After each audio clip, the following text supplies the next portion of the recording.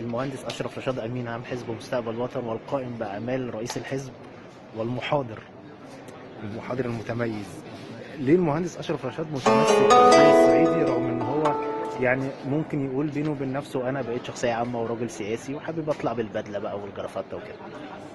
لان هي مش البدله والكرافته عمر ما كانت هي رمز للشخصيه العامه او رمز للشخصيه السياسيه. بالعكس، يذكر الصعيد عندنا ويذكر كل مكان على مستوى الجمهوريه بعض الشخصيات العامه وبعض القامات اللي كانت لها دور في تنميه محافظاتها واللي تمسكت بالعادات والتقاليد بتاعت محافظتها. وانا ساسير على هذا الضرب. انا صعيدي وساموت صعيدي، يعني هذه قضيه منتهيه.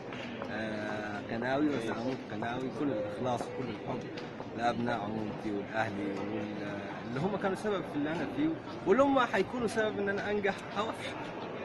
الجلابية أغلى ولا البدلة؟ كتير الجلابيه. الجلابية أغلى. الجلابيه قيمه اغلى من البدله كتير عندنا على الاقل، وكسعر كسعر. في جلابيات ممكن تساوي 8 4 5 بدل. يا ربنا يقدرك يا فندم. الله يخليك. شكرا يا باشمهندس. شكرا. شكرا يا فندم.